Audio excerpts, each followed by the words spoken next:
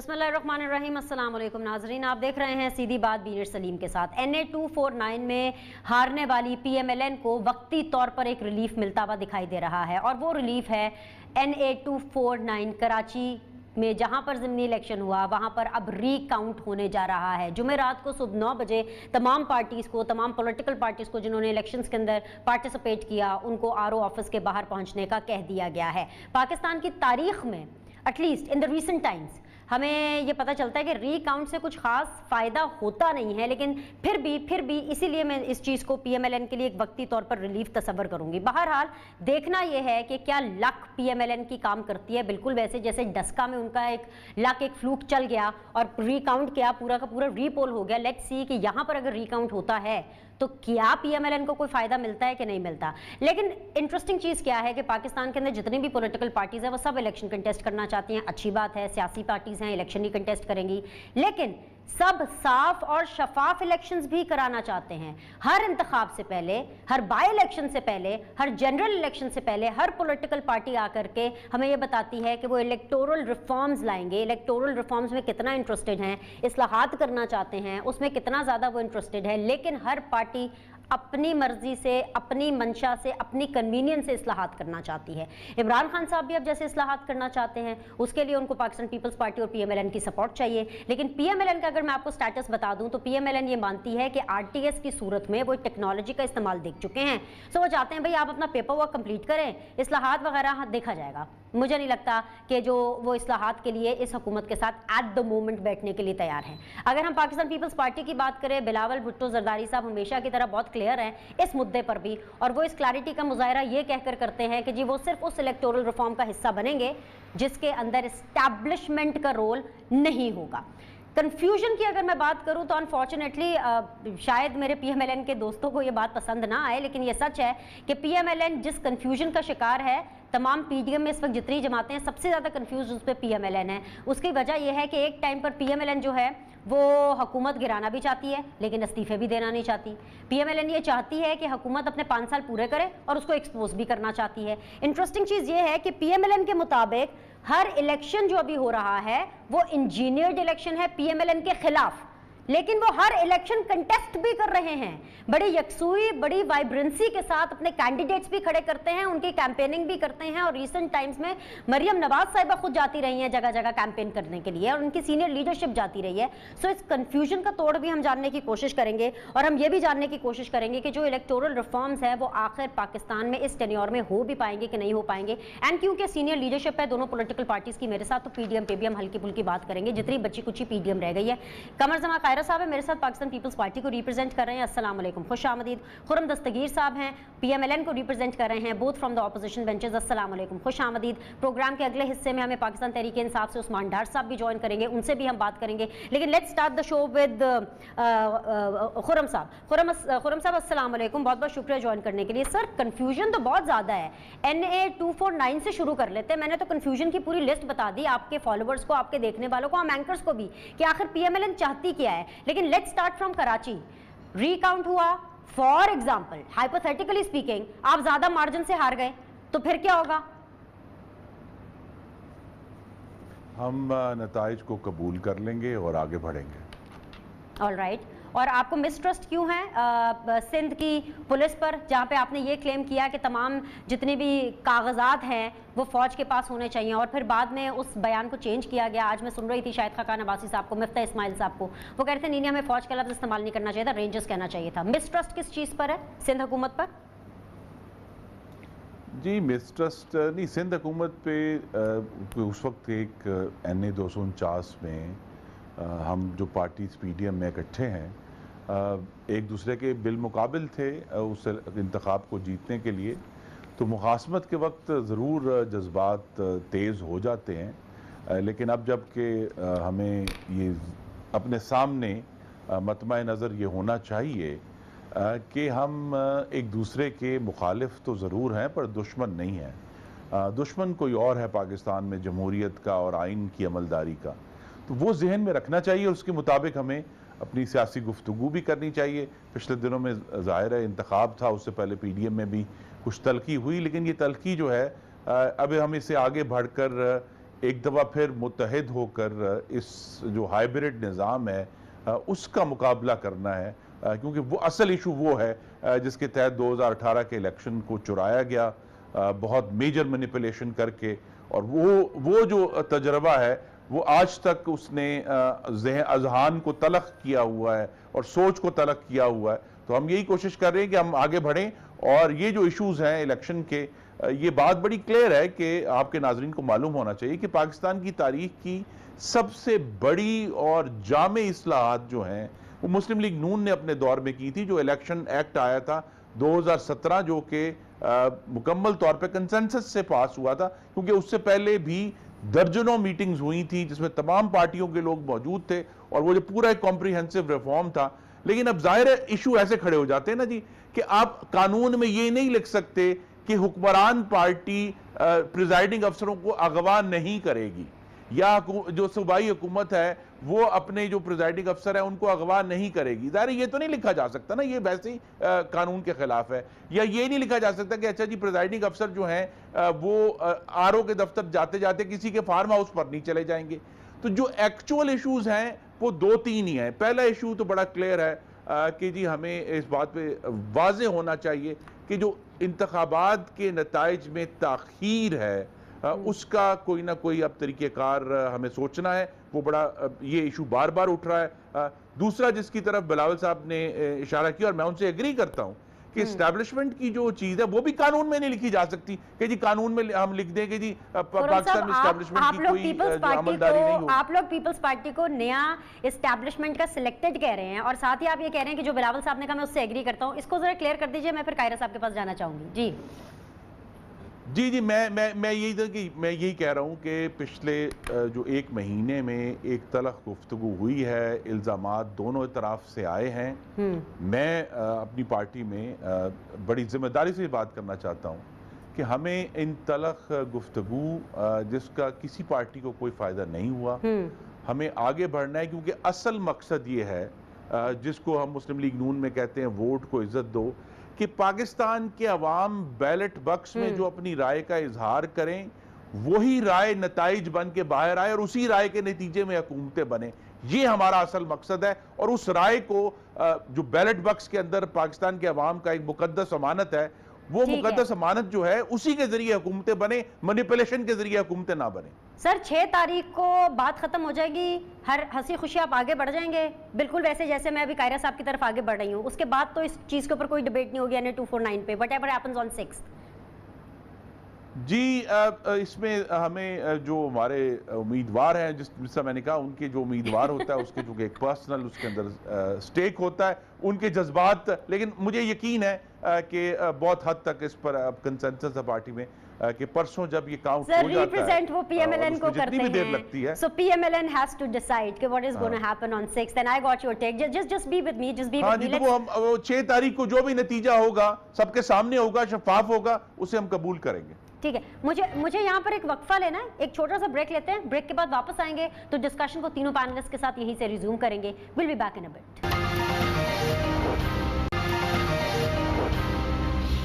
Break के बाद जी आप लोग को खुशामदीद कहते हैं। अस्सलाम वालेकुम कायरा साहब, आपने खुरम साहब की तमाम गुफ्तगू सुनी। सर मैं आपसे यहाँ से आगाज कर लेती हूँ। पहले तो मुबारकबाद दूंगी NA 249 के लिए, कम मार्जिन ही सही but it was a good win, N unexpected win, because 2018 में आप लोग उस हल्के में आखिर पे थे लिस्ट में, अभी आप नंबर 1 पे आ गए हैं। लेकिन ये जो एक मिसट्रस्ट आया है, खुरम साहब इसको हीट ऑफ द मोमेंट कह रहे हैं कि ऐसा हो जाता है, लेकिन जो मिसट्रस्ट एक इलेक्शन ने शो कर दिया कि they are not trusting the Sindh government, उनको सिंध की पुलिस पर एतबार नहीं है, उनको फौज पर एतबार है, लेटर ऑन वो रेंजर्स में तब्दील हो जाता है।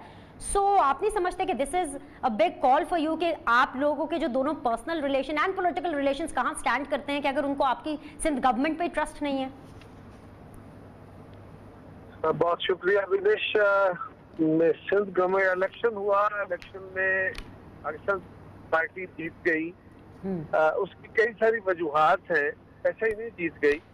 ये जब जनरल इलेक्शन हुआ था और उसमें हमारे जो मौजूदा कैंडिडेट हैं उन्होंने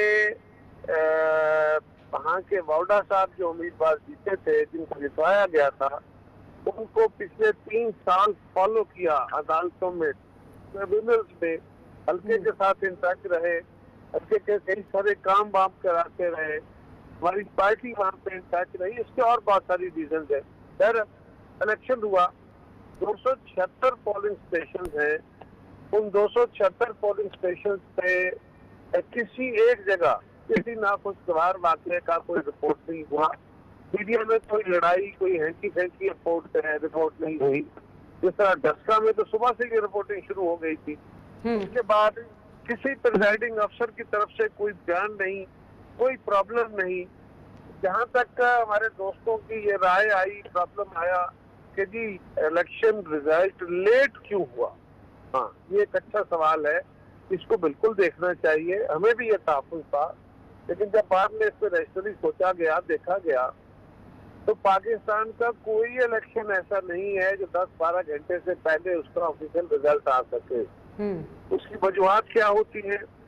दिनेश शाह 276 पोलिंग स्टेशनों में रमजान के दिन से 5 बजे पोलिंग खत्म हुई, 5:30 खत्म हुई, तो 7 बजे से पहले, 7 बजे के करीब वहाँ रफ्तार होती है, तो 7 बजे से पहले यकीनन सारे पोलिंग स्टेशन पे काउंटिंग हो गई हो, इसमें कोई शक नहीं है। लेकिन उसके बाद तो आधा घंटा पौना घंटा अफ्तार का वक्फा हुआ होगा, और फिर वो अपने बैग कंप्लीट करके तो सारा स्टाफ जो है वो चलता है रिटर्निंग अफसर के दफ्तर की तरफ, और वहाँ मुख्तलिफ औकात में पहुंचते हैं। लेकिन 276 बंदा अगर वहाँ एक ही वक्त में पहुंच जाए, फर्ज करें आधे घंटे में पहुंच गया, तो आधे घंटे में उसके बाद उन्होंने अपने बैग जमा कराने हैं, अपना सामान जो उनके पास है, जो बाकी उनके पास फॉर्म बचे हुए हैं, वो बैलेट पेपर बचे हुए हैं, उनके पास जो बाकी इक्विपमेंट है, वो उन्होंने एक रजिस्टर होता है जो एक ही होता है, वहाँ 10 लोग सामान लेने वाले नहीं बैठे होते, उसमें उन्होंने एंटर करना है, एंटर करके उसकी रसीद लेनी है, और उसके बाद जो उन्होंने फॉर्म 45 सील्ड सूरत में देना है वो टीयर करके, एक कंप्यूटर है उस पे एक बंदा बैठा है और उससे एक जो पोलिंग स्टेशन है उसका रिजल्ट पंच करना है या ऐड करना है या फीड करना है।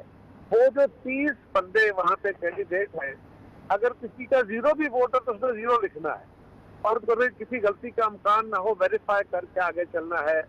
अगर वो पहला स्टेप यानी बैग जमा कराने का, सामान जमा कराने का, रसीद लेने का, अगर उसमें 1 से 1.5 मिनट का एवरेज टाइम दिया जाए, 1.5 मिनट ले लें, बहुत बड़ा ही नामुनासिब का बात करूं, लेकिन 1.5 मिनट ले लें, और 1.5 मिनट ले लें उसके कंप्यूटर में चीजें फीड करते हुए, तो ये बताइए कि ये 3 मिनट बन जाते हैं, और 276/3 ये को 800 मिनट बनते हैं, और अगर उनको घंटों में कन्वर्ट किया जाए तो ये को 12-13 घंटे बन जाते हैं दिनेश। तो वहां पे रिजल्ट 8 घंटे में आ गया था। प्रिजाइडिंग जो रिटर्निंग अफसर हैं उन्होंने आके बाकायदा कहा 11 बजे कि मेरे पास सारा स्टाफ आ गया है, सब कुछ मेरे पास मौजूद है, कोई कंप्लेंट नहीं है, लेकिन अब मुझे रिजल्ट कंपाइल करने में तो टाइम लगेगा। ये एतराज करते, इलेक्शन कमीशन में जाते, फाइल करते कि जी हमें ये एतराज है, हमें ये शक है, लेकिन उसके ऊपर जो इन्होंने पीपल्स पार्टी को और मुस्लिम गवर्नमेंट को और बेईमानी को और डस्का 2 को वो जो इल्जाम उठाए, उससे फिर तलखी बढ़ गई, उससे फिर हमें भी बातें करनी पड़ी। और हम तो बिल्कुल कह रहे हैं, हमारे साथियों ने तो वहाँ कहा जी ये रीपोल भी चाहते हैं, रीपोल कराने में कोई दी वो चीज बिल्कुल ठीक है, आपने कहा इनका हक है, लेकिन मुझे एक ब्रेक लेना है, बहुत बहुत शुक्रिया अभी तक मेरे साथ बनने के लिए। एक ब्रेक लेते हैं, ब्रेक के बाद वापस आएंगे, डिस्कशन को हम दोबारा रिज्यूम करेंगे। Will be back in a bit.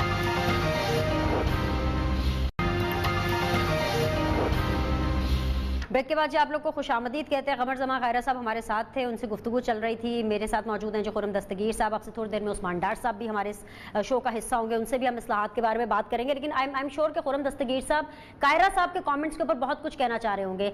Khurram दस्तगीर साहब, आप कैसे इकट्ठे पीटीएम में बैठेंगे? वो मुलाकात जिसके बारे में हम सुन रहे हैं कि शायद ईद के बाद हो, कंसिडरिंग दैट कि आप लोग एक दूसरे को सिलेक्टेड कहते रहे हैं, और अगर फिर भी आप एक दूसरे के साथ पीटीएम में ईद के बाद जाकर के मीटिंग में बैठ जाएंगे तो सर ये सरासर बुग़्ज़े इमरान होगा, ये कोई पॉलिटिकल क्या कहते हैं कि आपका विजन नहीं होगा, ये सिर्फ और सिर्फ इमरान खान की हुकूमत के अगेंस्ट आप बैठेंगे। जी,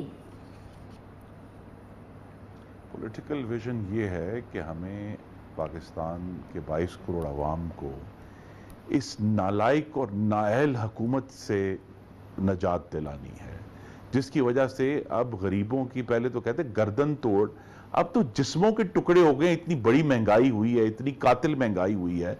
तो 11.1% अप्रैल में महंगाई थी, 14 महीने में सबसे ज्यादा महंगाई है। पाकिस्तान की आवाम कहां जाए? हम उनकी आवाज है पाकिस्तान की आवाम की। और जो फॉरेन पॉलिसी का इतना बड़ा यहां बहरान आया हुआ है कि एक तरफ हिंदुस्तान से खुफिया मुज़ाकरात हो रहे हैं जिसकी पार्लियामान को कोई शुनीद नहीं, और उधर जीएसपी प्लस में यूरोपियन पार्लियामेंट ने हमारे ऊपर तलवार लटका दी है कि इस हुकूमत की जो नाअहल दाखिली पॉलिसियां हैं अब उसके खारजा असरात आना शुरू हो गए हैं। उसके अलावा एक बहुत तवील लिस्ट है जिसमें ये हुकूमत जो है, मतलब ये बात वाज़ेह है कि इमरान खान साहब मगरिब को तो जानते हैं लेकिन मुल्क चलाना बिल्कुल भी नहीं जानते।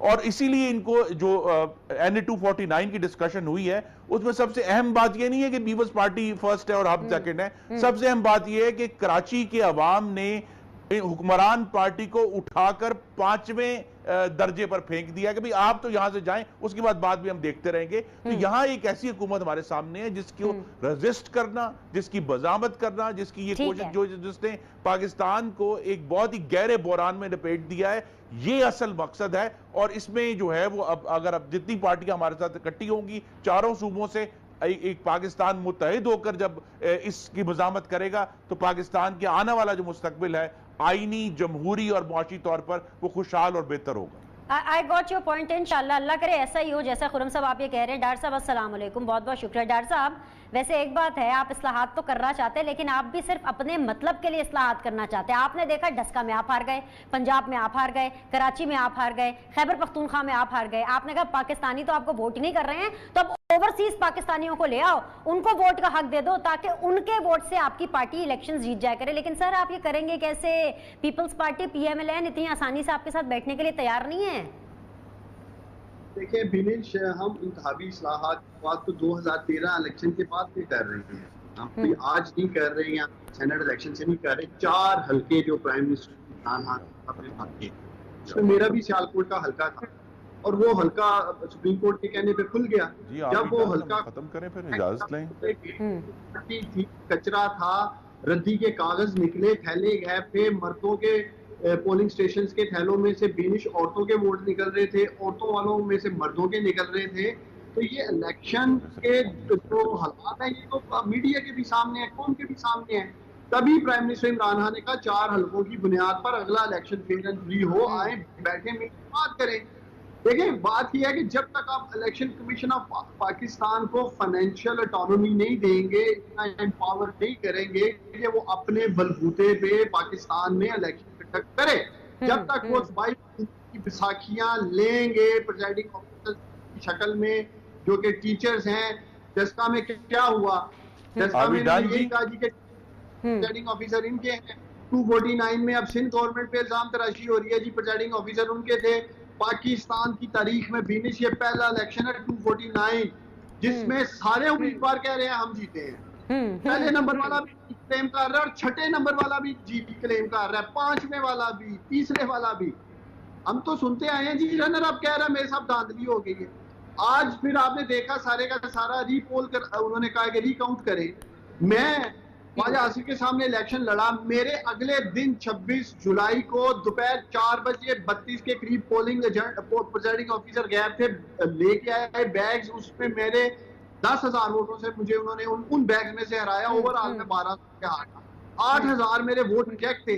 अभी तक मेरा रिकाउंट नहीं हुआ, 2.5 साल हो गए हैं, मेरा रिकाउंट नहीं हुआ। चले मैं मुबारकबाद देता हूँ नून लीग वालों को, 249 में जो उनके उम्मीदवार हैं उनका 2 दिन बाद ही रिकाउंट हो जाने लगा। तो हमें एक मेयार सेट करना होगा। पाकिस्तानी की जमहूरियत और उसकी जो रूह है वो इलेक्शंस हैं, फिर फ्री शफाफ। हर इलेक्शन में, अब बाई इलेक्शंस में देखें इल्जाम लगाए जा रहे हैं जी धांधली हो गई, धांधली हो गई। तो इसके लिए संजीदगी से सोचना होगा। और जब तक पाकिस्तान की ये तीनों बड़ी जमातें PTI, पीपल्स पार्टी, PMLN नहीं बैठेंगे, इस पे हम एक से हासिल बहस नहीं करेंगे। हमारे पास हमारे पॉइंट्स हैं, ये अपने पॉइंट्स ले आए, किसी एक जगह पे मुतफिक हों ताकि आगे बढ़े। देखिए अब आहिस्ता आहिस्ता नून लीग ने तो, डॉक्टर साहब नून लीग ने तो कह दिया ना कि RTS हमने देख ली है टेक्नोलॉजी का इस्तेमाल, हम इलेक्टोरल रिफॉर्म्स चाहते हैं लेकिन वो इमरान खान सरकार ने करे, वो इलेक्शन कमीशन करे। तो नून लीग ने तो अपना मौकफ दे दिया। पाकिस्तान पीपल्स पार्टी आपके साथ इस सूरत में बैठेगी अगर जो इलेक्टोरल रिफॉर्म्स है वो इस तरह के बनते हैं जिसमें एस्टैब्लिशमेंट का रोल ना हो। तो दोनों ने आप लोगों को अपनी अपनी कंडीशंस बता दी हैं, तो ये तो नामुमकिन है कि किस तरीके से आप लोग इकट्ठे बैठेंगे। लेकिन सर, जो आप ओवरसीज पाकिस्तानियों को वोट दिलवाना चाह रहे हैं डॉक्टर साहब, ओवरसीज पाकिस्तानी आप जानते हैं ना कि पाकिस्तान में इलेक्शन कंटेस्ट नहीं कर सकता। जो शख्स इलेक्शन कंटेस्ट करने के लिए अहल नहीं है, उनको अपनी नेशनैलिटी गिव अप करनी पड़ती है, वो इस चीज के लिए अहल कैसे हो सकता है कि उनका वोट काउंट होगा हमारे नुमाइंदों को मुंतखब करने में, उन लोगों को जो पाकिस्तान चलाएंगे? ये क्या डबल स्टैंडर्ड नहीं है? ये कैसे हो सकता है? देखें, तकरीबन जो हमारे 70-80 लाख के करीब ओवरसीज पाकिस्तानी होंगे, वो सारे के सारे नेशनैलिटी होल्डर नहीं है बिनेश। कुछ लोगों ने वर्क परमिट लिए हैं, बाहर जाके काम कर रहे हैं, कुछ के पास ग्रीन कार्ड्स हैं, तो इट डिपेंड्स।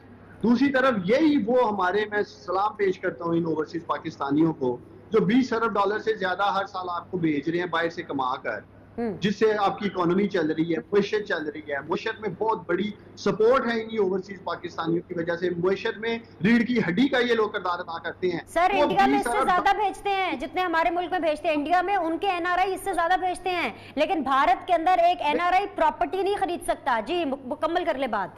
जी, इसी तरह अगर वो पाकिस्तान के बेहतर मुस्तकबिल के लिए फैसला साजी में हिस्सा लेना चाहते हैं, वोट डालना चाहते हैं, तो मैं समझता हूँ उन्हें होना चाहिए। और जरूरी नहीं कि सारे ही तो पीटीआई के हैं, पीएमएलएन के भी बड़े ओवरसीज में चाहने वाले हैं, पीपल्स पार्टी के भी होंगे। तो इसको मैं समझता हूँ फराख दिली से एक नेशनल कॉज के तौर पे देखने की जरूरत है, नेशनल इंटरेस्ट में देखने की जरूरत है।